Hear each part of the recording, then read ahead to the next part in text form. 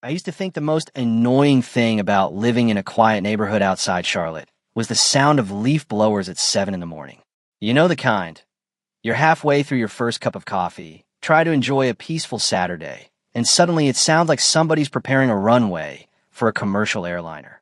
Turns out I had no idea how lucky I was back then, because one summer, my next-door neighbor managed to turn a simple driveway into a full-blown neighborhood war. And the crazy thing is, it all could have ended with one sentence. Just one. Sorry, it won't happen again. Instead, it ended with tow trucks, city inspectors, violation notices, and enough embarrassment to make a grown man avoid his own front yard.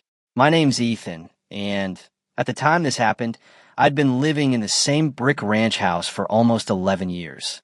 Nothing fancy, just a comfortable place on a quiet street where everybody mostly minded their own business. I worked from home, kept the lawn trimmed, waved to neighbors when I saw them, and generally stayed out of drama. I wasn't one of those people obsessed with property lines.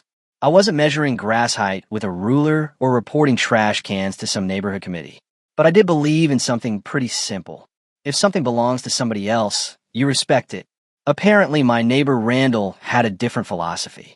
Randall was one of those guys who somehow made every situation about himself. Loud truck, loud opinions, loud laugh. The kind of man who acted like every rule came with an invisible exception that applied specifically to him. His son, Mason, was even worse. Mid-20s, oversized pickup truck, baseball cap backwards 24 hours a day, speakers so loud you could hear him arriving before he turned onto the street. The first time Mason blocked my driveway, I honestly assumed it was a mistake. I came home early one afternoon after a meeting got canceled. As I turned into my street, I saw his giant black truck sitting diagonally across the bottom half of my driveway. At first, I actually laughed. I remember thinking nobody parks like that on purpose. So I waited. 5 minutes. 10 minutes. 15. Finally, the garage door at Randall's house opened, and Mason came strolling out carrying a fast food bag. He looked directly at me sitting in my car, and laughed. Actually laughed. Then he walked over to the truck like nothing was wrong. I rolled my window down and said, "Hey man, I need access to my driveway." He shrugged. "Relax, dude.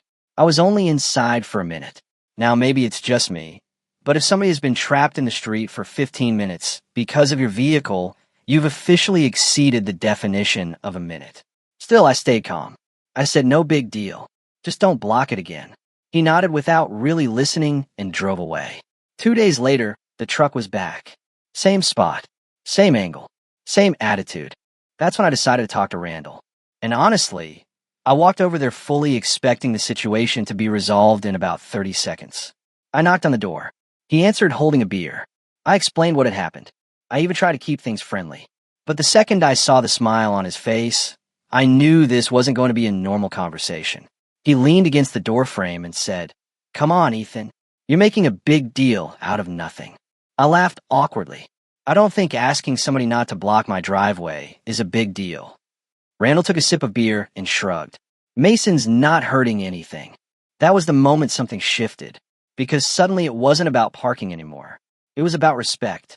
It was about a man standing on his porch telling me, with a smile on his face, that my property mattered less than his convenience. And standing there looking at him, I had a strange feeling this wasn't the first time he'd gotten away with something simply because nobody wanted the headache of pushing back. What I didn't know yet was that Randall had just made the most expensive decision of his entire summer. Looking back now, I think that conversation on Randall's porch was the exact moment the entire story changed direction. Because before that day, I was trying to solve a problem. After that day, I started paying attention to a pattern. See, some people break rules because they're careless. Some people do it because they're distracted. But then there are people who break rules because they genuinely believe nobody will stop them. Randall struck me as that third type. The more I thought about it, the more things started making sense. The neighbors across the street used to complain about his late-night parties. The family 2 houses down had mentioned him parking trailers halfway into the road. Everybody had stories. What nobody had was consequences. A few days later, I was sitting on my back patio drinking coffee when my elderly neighbor, Linda, walked by with her dog. She nodded toward Randall's house. "Still dealing with the truck situation?" I laughed. How did you hear about that? She smiled. Honey, this street runs on gossip and lawn maintenance. Then her smile faded. Just be careful. Randall hates being told no. That sentence stuck with me. Not because it scared me, because it explained everything. The following week, Mason blocked my driveway again. Not accidentally. Not partially. Completely. Like he was testing whether I'd actually do anything about it. This time I didn't walk next door. I didn't argue. I didn't knock on a door. Instead, I called the city's non-emergency line. The woman who answered sounded like she'd been handling neighborhood disputes for 20 years. I explained everything. The repeated blocking. The conversations. The photographs I'd started taking. She didn't sound surprised. Not even a little. Yes, sir, she said. A vehicle obstructing access to a residential driveway can be removed. That was it. Simple. Clean. No drama. No emotion en el debate. Just facts. After hanging up, I wrote down the municipal code number she gave me. Then I called a local towing company. Not to schedule anything. Just to ask questions. Response times. Requirements. Procedures. The driver I spoke with sounded amused. You'd be surprised how often we get these calls. I believed him. By then, I'd completely stopped trying to change Randall or Mason. That wasn't my job. My job was protecting my property. And honestly, there's something strangely peaceful about reaching that realization. Once you stop arguing with unreasonable people, you free up a lot of mental energy. For the next couple of weeks, nothing happened. Then one Tuesday afternoon, everything happened. I pulled onto my street around noon, and there it was. The black truck, diagonal, blocking my driveway. Again, I remember sitting in my car and just laughing. Not angry laughter. The kind of laughter that happens when somebody walks directly into a situation they were warned about multiple times. I parked across the street, took photos from several angles, made one phone call. Then I waited. 23 minutes later, a tow truck rolled into the neighborhood. And let me tell you something. Reality moves fast when chains start rattling. The driver stepped out, looked at the truck, checked the address, and immediately got to work. No hesitation, no debate, no confusión. Apparently, blocking driveways wasn't exactly a rare event. Halfway through the hookup process, the garage door flew open. Mason came sprinting outside. What the hell are you doing? The tow driver barely looked at him, removing an illegally parked vehicle. Mason stared like he just heard somebody speaking another language. No, hold on. Then he finally noticed me standing across the street, and the expression on his face changed instantly. You know that moment when somebody realizes the consequences they've been laughing at are suddenly very real? That face. A few seconds later, Randall came charging out of the house. Red-faced, already angry, already looking for someone to blame.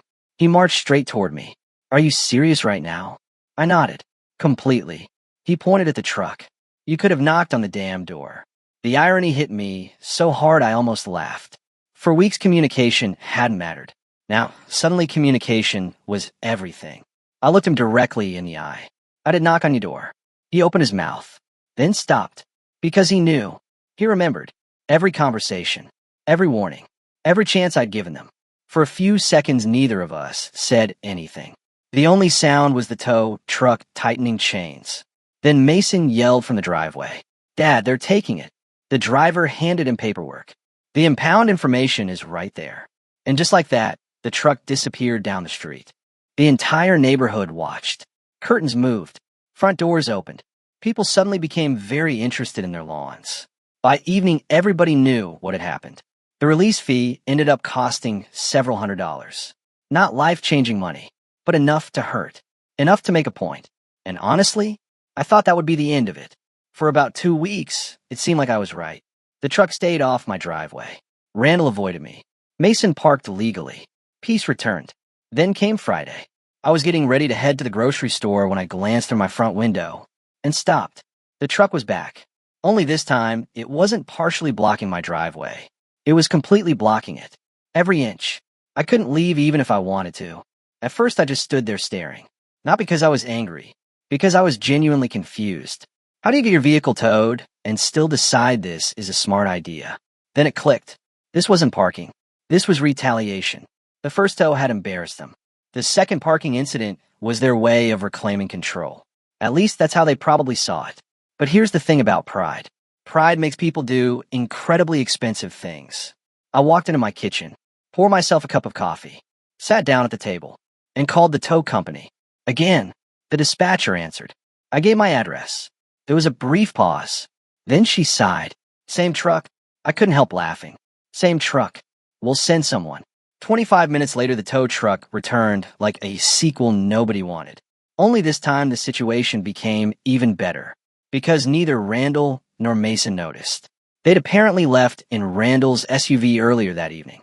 By the time they realized the truck was gone, the impound lot had already closed for the night, which meant overnight storage fees, additional charges, more paperwork, more embarrassment. The next morning, I was trimming hedges when Randall stormed across the lawn carrying a stack of documents. His face was red. His neck veins looked like they were trying to escape. This is harassment. I actually put the hedge trimmers down because I needed both hands free to process what I just heard. Harassment? You're targeting my family. I stared at him, then pointed toward my driveway. Your family keeps parking on my property. That answer somehow made him even angrier. And right there, standing in my front yard, Randall made the worst decision of the entire conflict. Because instead of accepting responsibility and moving on, he decided to fight back. And the moment he challenged the legality of the tow, he accidentally invited the city to start looking much closer at everything his family had been doing. That was when the real trouble began. What happened next is honestly the part people never believe when I tell this story.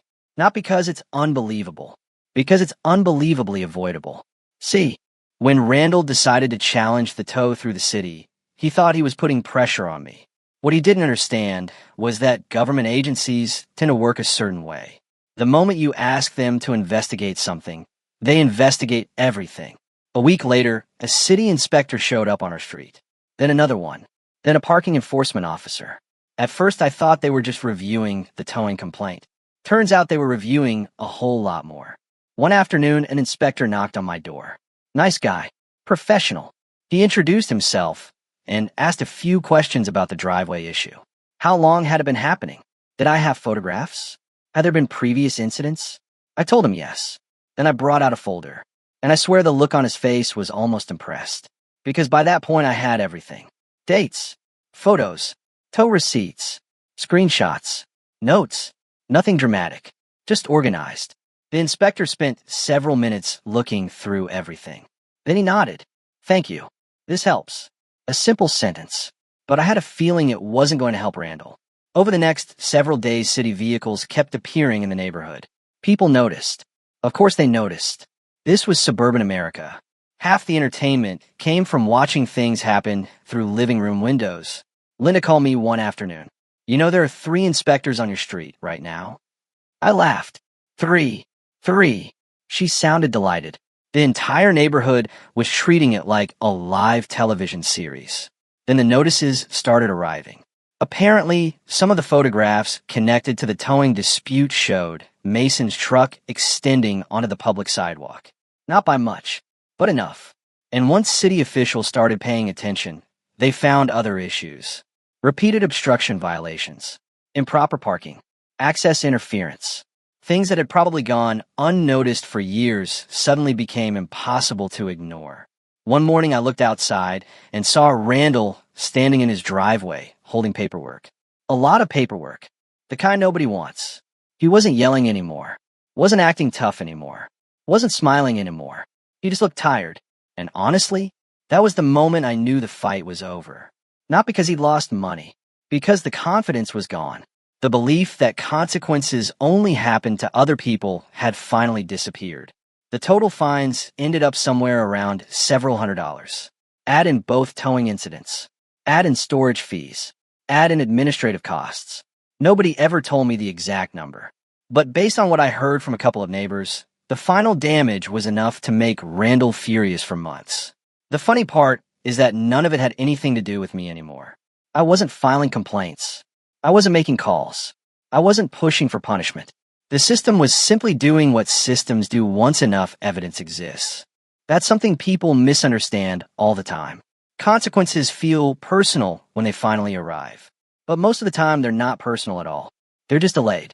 After the citations showed up, the neighborhood changed almost overnight. Mason started parking legally. Every single time. No exceptions. No excuses. No dramatic speeches. Just legal parking. Amazing how quickly behavior improves when it starts affecting somebody's wallet. Randall changed too. He stopped hanging around the front yard. Stopped making comments. Stopped trying to dominate every interaction. For months afterward, he'd glance away whenever we crossed paths. The man who once acted like rules were optional suddenly wanted nothing to do with attention. And eventually, peace returned. Real peace. The kind that comes when everybody understands exactly where the boundaries are. Sometimes I'd pull into my driveway after work and look at that empty stretch of concrete where Mason's truck used to sit. And I'd think about how absurd the entire situation had been, because it never needed to happen. Not one tow, not one citation, not one argument. The solution had always been sitting right there from the beginning. A little respect. That's all. One simple conversation. One small acknowledgement that somebody else's property mattered. Instead, pride took over. And pride has a funny way of turning small problems into expensive disasters. You know, when people hear this story, they usually split into two groups. One group says I should have called the tow truck the very first time. The other group says I should have kept giving them chances. Honestly, I understand both arguments. Neighbor conflicts are uncomfortable. Nobody wants tension 10 feet from their front door. Nobody wants to feel like they're creating drama. But here's what I learned. Every time you tolerate a boundary being ignored, you unintentionally teach the other person that the boundary doesn't really exist. And once people learn there are no consequences, they start treating your patience like permission. That lesson changed the way I deal with conflict. Not just with neighbors, with everyone. You don't need to be aggressive. You don't need to be angry. You don't need revenge. You just need consistency. Because boundaries without enforcement are really just suggestions. And sometimes the most powerful thing you can do is calmly refuse to let somebody else's entitlement become your problem. Now here's the question I want to leave with you. If you were in my position, how many chances would you have given them? Would you have called the tow truck after the first warning? Would you have kept trying to keep the peace? Or do you think I went too far and should have handled it differently? Let me know down in the comments because I've heard every possible opinion on this story, and honestly, I think reasonable people can disagree. If you enjoyed this story, make sure to like the video, subscribe to the channel, and share it with someone who's ever dealt with a difficult neighbor. And remember, sometimes the biggest problems don't start with lawsuits, property disputes, or major betrayals. Sometimes they start with a single truck parked in the wrong driveway.